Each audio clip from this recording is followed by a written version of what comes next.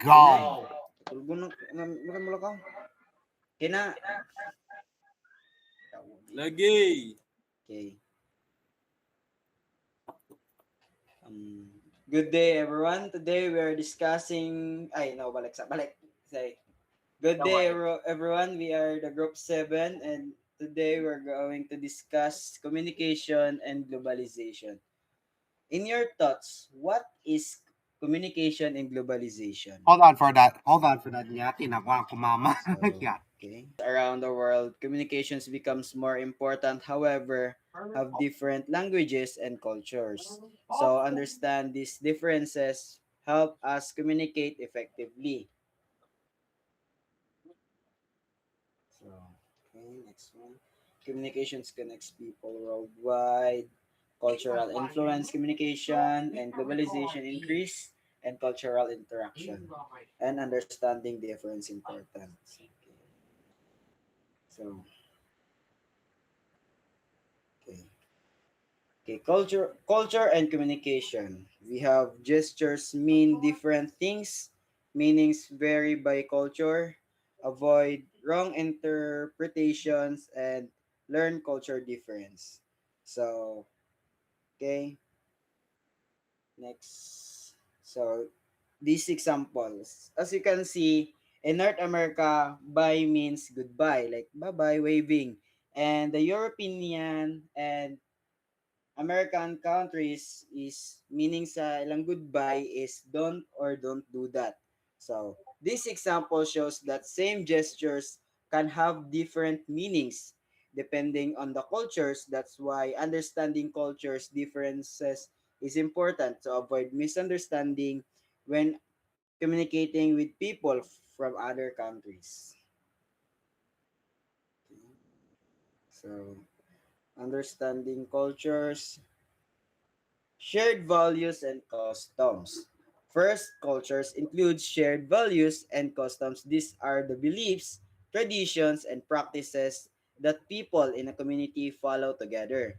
For example, Filipino show respect by saying po and opo when talking to elders. And the second one is the heritage shapes our identity. Because of it, includes our history, language, traditions, and family background. These things help us understand who we are and where we come from. And the third one is culture also guide our behavior. It teaches us what is considered polite, respectful, or acceptable. In our society, for example, in the Philippines, we often smile, greet people politely, and show respect to older people. Then the last one is the respect promotes understanding. It helps us understand people's better. When we respect different beliefs, traditions, we avoid misunderstanding and build good relationships with others. So, in short, understanding cultures helps us communicate more effectively and respectfully with people from different backgrounds. So, so the intercultural communication, we have the shares information across cultures, promotes mutual understanding, reduce communication problems, and respect different backgrounds. So, intercultural communications is communicating with people from different cultures. It helps us understand different beliefs, customs, and traditions, making communications more respectfully and effectively. So, next reporter, please.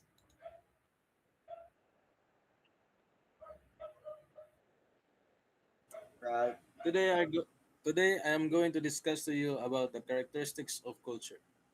The first thing you need to learn is culture is learned. So this type of culture is a rules, values, and attitudes of culture that are not inherent. They are learned and passed from one generation to another. Yeah, one generation to another through family and early socialization. The second culture you need to learn is that culture is inherently logical. So this type of culture is that the rules in any culture is originated to reinforce culture's values and beliefs. functioning as normal forces despite appearing unusual to outsiders. Next slide, please. The third one is self identity. Uh, it means that our culture tells us who we are and what we believe. It represents major expressions of self identity from an outsider's perspective. The fourth one is visible and invisible. So, in this type is a everyday action that are visible parts of culture underpinned by deep-seated beliefs and values.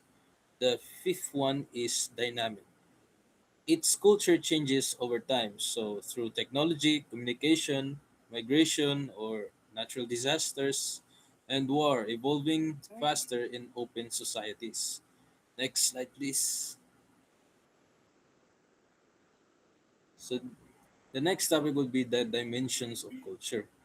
Edward T. Hall's context of definition states that the context refers to the stimuli environment, the ambience surrounding an event.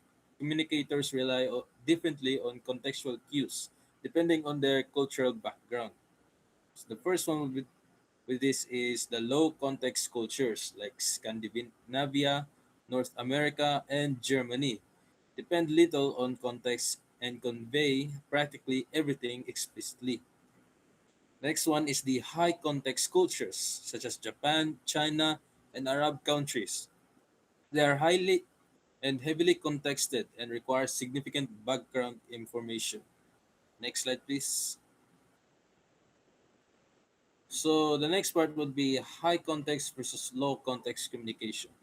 A high context culture is a interactive framework where most of the information is already embedded in the physical context or internalized in the person, relying heavily on nonverbal cues, shared understandings, and the indirect verbal expressions.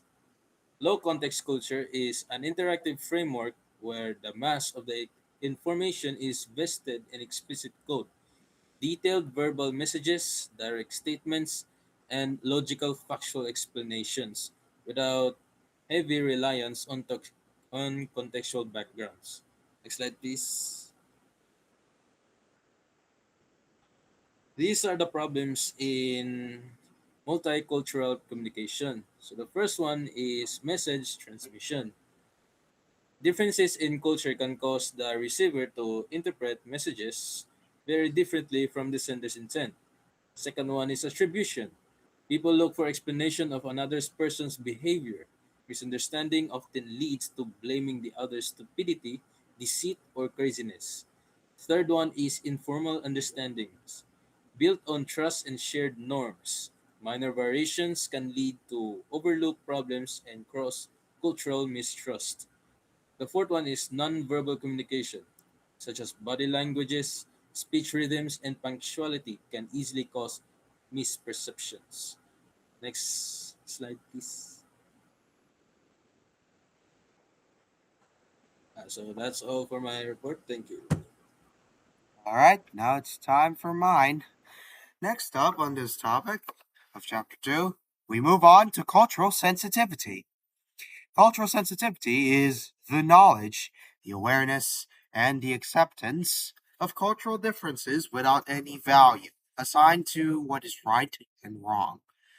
And this involves the withholding the judgment, respecting the diverse customs, and effectively communicating with other people from different backgrounds, like uh, Arabians and the Canadians. Next slide. This can be set with key principles, such as open mindedness, where it would be accepting that different values from other, and other traditions could be simply being unique to one another and not superior or inferior. The next one will be active listening, is by paying attention to the verbal and nonverbal cues without any quick judgment to whoever is in that kind of receiver. Third is self assessment. It is by recognizing your own personal biases and how your cultures can shape your view as a whole.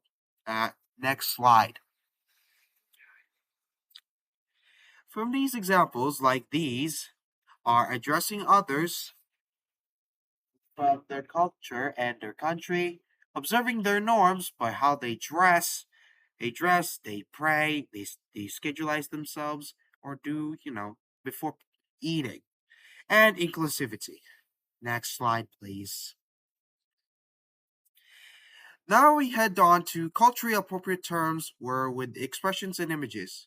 And this is where everything must respect diversity and avoid serious bias, stereotypes, or discrimination regarding either gender, race, class, and religion, country, etc. And this includes with the terms, expressions, and images, but also avoiding appropriation. For terms, it uses the inclusive titles and preferred identity labels. For expressions, it adapts tones, the idioms, and politeness markers to fit the local social norms and respect elders or authority figures. For images, it can maybe to choose a visual media that might accurately represent traditions, symbols, and dress without any mockery, tokenizing, or stripping away original cultural context, which there's lots of times that can be happening in many years or more. And lastly, for avoiding appropriation, where you can't use any sacred symbols, clothing, or art as a simple costume or jokes. Whereas if you wear the Philippine flag on other countries or try to make it like a joke, you can't do that since it makes us feel offensed by it. Next slide, please. Uh, Okay, so thank you, Lawrence. So, actually, in my part, I will explain the correct terms, use, and religion. So, first is multi denominational, means all Christian denominations are included. And the next is non denominational, means a church has its own Christian beliefs. And then interfaith means two or more religions are involved, and always capitalize the names of religion. So next slide, please. So these slides explain simple terms about sexuality. So homosexual refers to a person who is gay or lesbian, and then bisexual means a person is attracted to both sexes, and then transgender means a person gender identity is different from the gender assigned at birth. And the a transgender person can have different sexual orientations. The word transsexual should only be used for someone who has had a sex change operation. Most importantly, always respect the term that a person prefers to use. So that's all. Thanks. Language register refers to the way we adjust word choice, tone, and structure to match the audience purpose and setting of communication.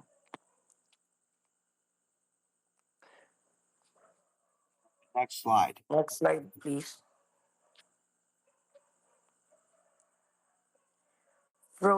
Types of speech style. Frozen, fixed unchanging expression used in ceremonies or ritual. Second, formal, standard, polite, and impersonal communication used in official or academic settings. Third one is consultative, two-way professional interaction where information is exchanged. Casual, informal, relaxed communication used among peers or friends. Intimate, private, personal communication reserved for very close relationship. Next slide, please.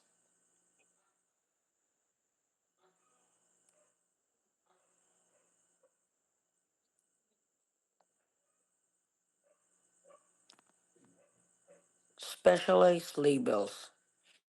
Yes, still use it. It's very helpful. I will be just more careful with my info.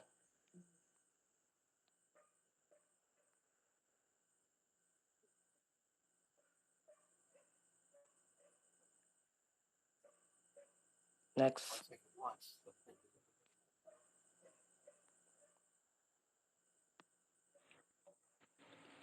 The first type of speech style is the static or frozen register. It is the most formal type of communication. It uses fixed and unchanging expressions that are commonly used in ceremonies, religious services, oaths, and other formal occasions. Because the words are fixed, they are usually not changed. Second slide, please.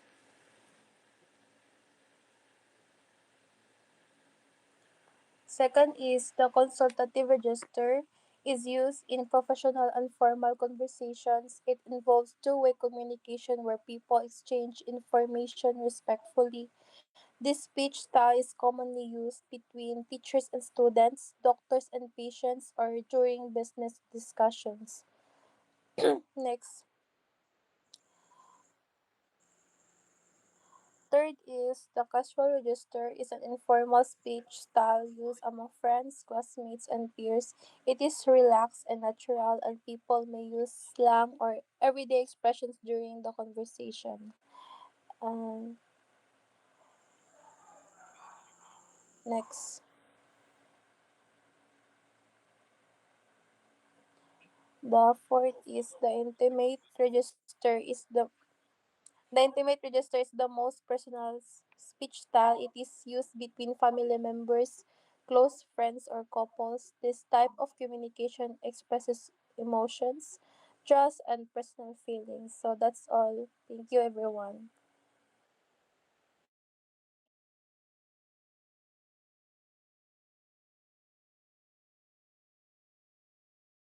That's it from us for the group 7. Thank you so much.